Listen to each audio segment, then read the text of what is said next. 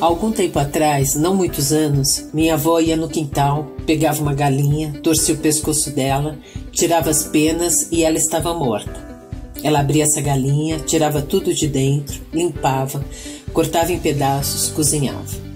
Parte virava frango com polenta, outra parte ia para a geladeira, para outros pratos, não por muito tempo, porque não se conservava. Anos depois, minha mãe ia a um estabelecimento comercial, escolhia uma galinha entre várias numa gaiola. O dono da loja pegava essa galinha, matava, dava para minha mãe limpinha, em pedaços. Minha mãe ia para casa e cozinhava para a nossa refeição. Alguns anos depois, minha mãe já não ia mais nesse estabelecimento, mas a um pequeno supermercado. Comprava um frango já embalado em uma bandeja. Agora eu vou a um grande supermercado e encontro algo dentro de uma caixa onde está escrito frango, mas eu não tenho certeza que lá dentro tem frango.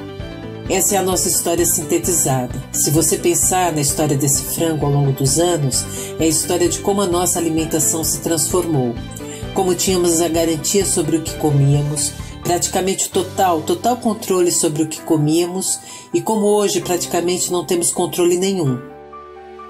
A Aliança pela Alimentação Adequada e Saudável quer que cada um de nós, nossa sociedade, nossos países e nosso planeta volte a ter controle sobre o nosso alimento.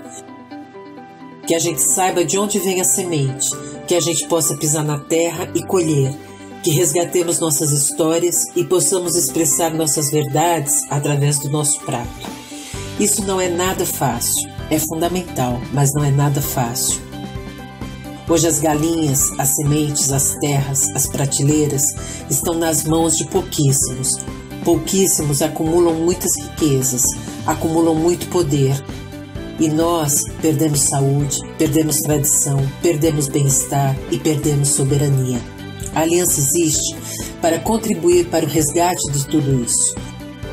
Para que a gente perceba que esse ato tão simples, tão básico da vida é a expressão de como o mundo se organiza. A Aliança existe para contribuir para que o mundo se organize em nome da equidade, do bem-estar e da vida.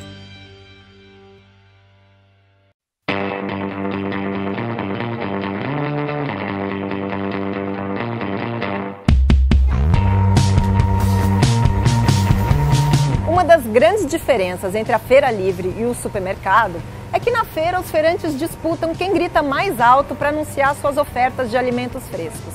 No supermercado são as embalagens que gritam por meio de suas cores, imagens e palavras. Essa gritaria gráfica nos distrai e a gente deixa de prestar atenção no que realmente interessa: a verdade sobre o alimento dentro do pacote. Verdades como o excesso de açúcar, o excesso de gordura, o excesso de sódio, a presença de adoçante. Bom, mas aí é só checar na tabela nutricional, não é? Esquece. Com embalagens assim, cheias de cores, personagem, uma tigela gigante na parte da frente, a tabela nutricional, coitada, não tem a menor chance, perde feio na disputa por atenção. E não sou só eu que estou dizendo. Pesquisas em vários países confirmam: a maioria das pessoas tem dificuldade para entender e usar a informação nutricional nos rótulos. Além de sem graça e pequenininha, ela é muito complicada. A gente precisa de um sistema mais simples, bem mais simples. A gente tem que olhar para a alimentação saudável não apenas como uma responsabilidade individual. Cada um tem, sim, claro, uma responsabilidade individual e vai decidir sobre o que vai comer, mas essa decisão tem muita influência de outros fatores externos, que a gente chama do ambiente. E para onde as pessoas normalmente olham quando olham para um rótulo, para uma embalagem real com todas aquelas informações? Principalmente a marca e todo o que sejam imagens. las imágenes, si son imágenes de frutas, si es imágenes de personas. Esse é o Gaston Ares, pesquisador do Uruguai que vem despontando com pesquisas inovadoras sobre como os consumidores leem e interpretam os rótulos. Las imágenes son uno de los puntos centrales, digamos, que captan la atención y también son uno de los elementos centrales que se usan en la toma de decisiones. La toma de decisiones de los consumidores son sumamente intuitivas y rápidas, no son decisiones lentas y racionales. O que precisa acontecer, que tipo de apresentação da informação que a gente quer que o consumidor perceba e, como você disse, de uma forma rápida para ele usar isso na tomada de decisão, que características precisa ter essa informação útil que ele consiga e tenha vontade de usar na sua tomada de decisão? Bien, lo primero es que esa información esté en la parte frontal del rótulo y tiene que tener un contraste con el fondo, digamos, con el resto del rótulo, bastante marcado. Y la segunda es que tiene que ser información simple. Entonces no hay que incluir, por ejemplo, muchos números o información numérica porque eso requiere mucho tiempo de procesamiento y mucho esfuerzo para poder procesarlo. Yo puedo estar mirando, bueno, el precio o la marca y automáticamente, sin buscarlo, veo que hay una información nutricional.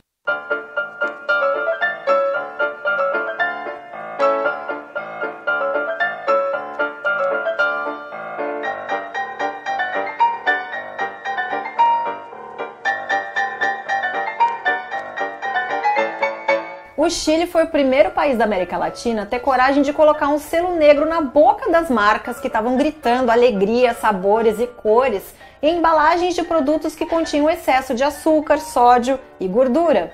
E aí os supermercados se encheram de embalagens com selos negros, como esses, algumas com vários selos.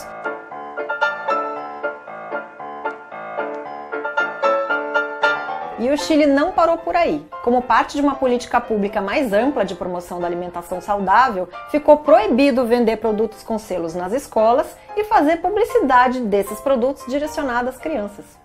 En realidad lo que nosotros concluimos sí es que el sistema chileno basado en las advertencias permite los menores tiempos de respuesta, o sea, necesitamos un tiempo muy bajo para identificar productos no saludables, que ese es el principal objetivo en mi forma de ver de la rotulación nutricional.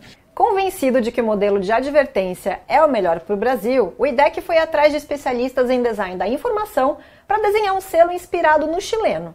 Só que em vez de um octógono, foi proposto um triângulo.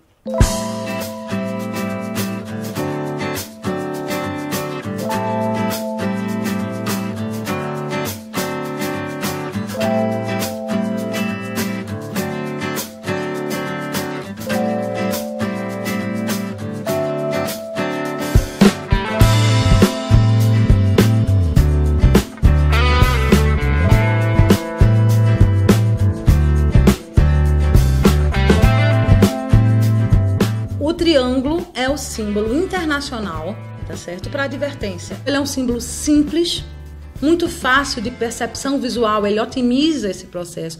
Ele é muito único, ele é forte, são só 3 lados. Se você olhar para as embalagens que a gente tem aqui, são todas super coloridas.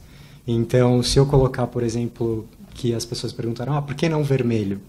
Porque várias embalagens são vermelhas dentro do mercado dos alimentos, né? Vermelho ou amarelo.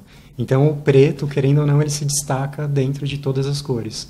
E para que ele se destaque mais ainda, a gente também colocou uma reserva, para que ele não se integre de nenhuma maneira com a frente da embalagem. Ou seja, nossa, agora eu vou fazer uma tradução assim livre minha, espontânea, desculpas, mas assim, é quase que uma atitude rock and roll no meio da sinfonia. São spikes, assim, pode ser, meio punk.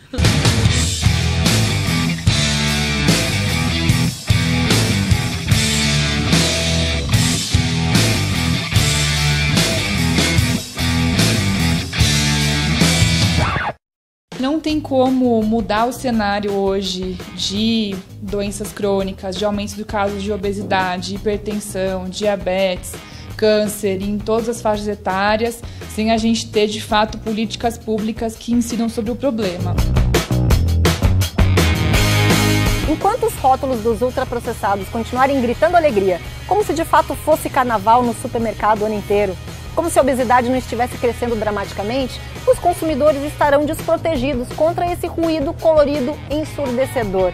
O alerta precisa ser dado o quanto antes e em som bem alto.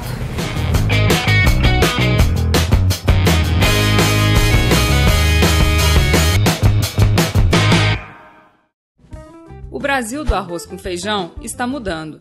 As refeições caseiras e preparadas com alimentos frescos, como aquelas do tempo das vovós, têm perdido espaço na mesa nacional.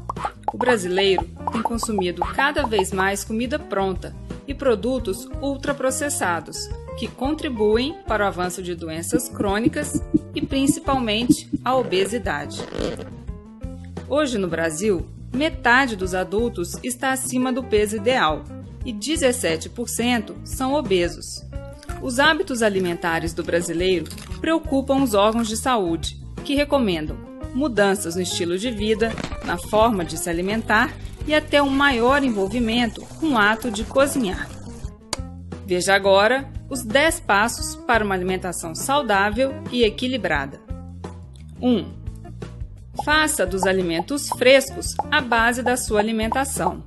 Essa é a regra de ouro. Os alimentos in natura são mais balanceados e contêm mais nutrientes. 2. Use com moderação óleos, gorduras, sal e açúcar. Esses ingredientes, em pequenas quantidades, deixam a comida mais saborosa sem desbalancear o teor nutricional. 3. Limite o consumo dos alimentos processados. Use-os como parte de uma refeição baseada em alimentos frescos.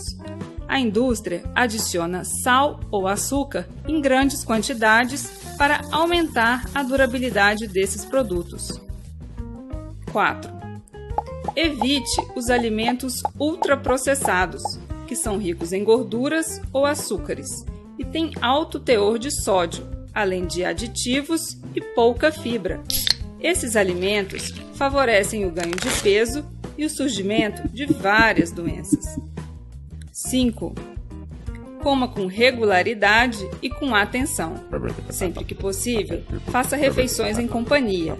Isso ajuda a desenvolver relações e é mais prazeroso, além de evitar que se coma rapidamente. 6. Faça suas compras em locais que ofereçam variedades de alimentos frescos, como feiras de produtores. Prefira verduras, legumes e frutas da época produzidos na região. 7. Valorize o ato de cozinhar e partilhe suas habilidades culinárias, especialmente com as crianças e os jovens. Se ainda não sabe cozinhar, procure aprender. Cozinhar sua própria comida faz bem. 8. Organize o seu tempo para dar à alimentação o espaço que ela merece em sua vida. Crie uma rotina. Planeje as compras, organize a despensa e faça o cardápio da semana. É importante que toda a família se envolva nesse processo e ajude no preparo das refeições. 9. Quando for comer fora, dê preferência a locais que servem comidas feitas na hora. Mesmo na rua, é possível se alimentar de forma equilibrada e variada. Evite as redes de fast food. 10. Seja crítico em relação à publicidade sobre alimentos.